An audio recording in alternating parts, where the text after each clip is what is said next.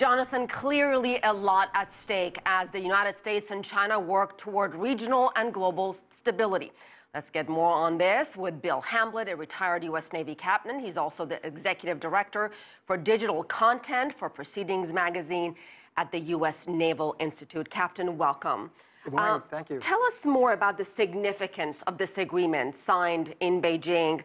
It's about improving communication between the two countries, especially on sensitive issues like the DPRK. So China and the United States have a lot to work in common. You know, there are two largest economies in the world, very closely tied, but there's a lot of issues in East Asia and South Asia where we have friction. Our basic view about things on the Korean Peninsula is not 100% in agreement, although I think we agree right now that the problem with North Korea's ballistic missiles is a serious situation for both countries.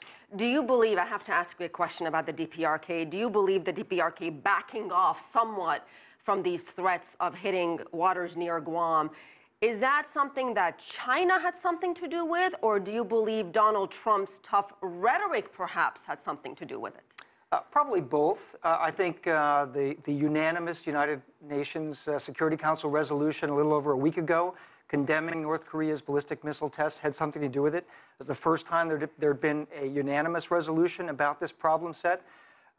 China has promised to strengthen its economic sanctions and stop trade with North Korea. That's significant. I think also what our president had to say had to, get some attention in Pyongyang. Let's talk about the military alliance between Beijing and the United States. Clearly, as you mentioned, there are big differences when it comes to freedom of navigation in the South China Sea. So is it safe to assume there will always be those big differences? They are not going to see eye to eye when it comes to freedom of navigation, when it comes to the issues in South China Sea. So is it just a matter of managing those differences and managing the expectations? I think so.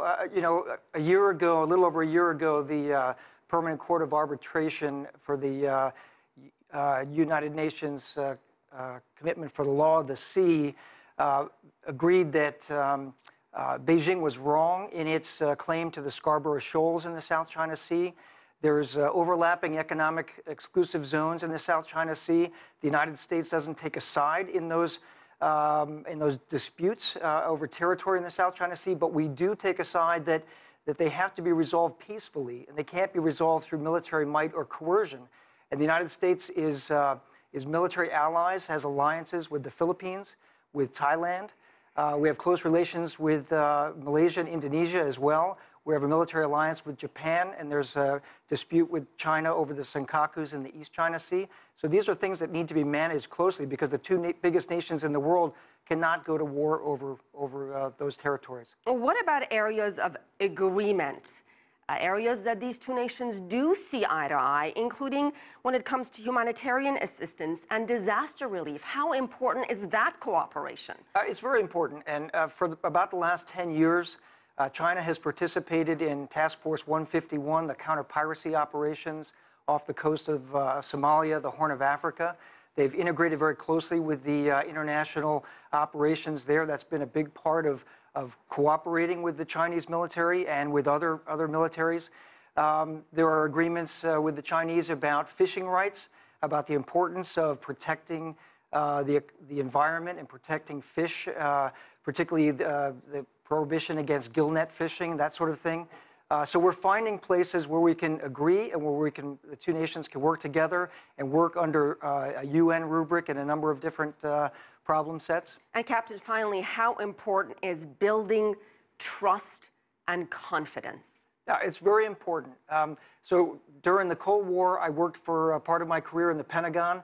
My office was right next to the red switch, so the people that connected Washington with Moscow. The ability to pick up a phone when there was a crisis is very important. We don't have that kind of a link yet with Beijing, but I imagine that that's part of this memorandum to agree, yes.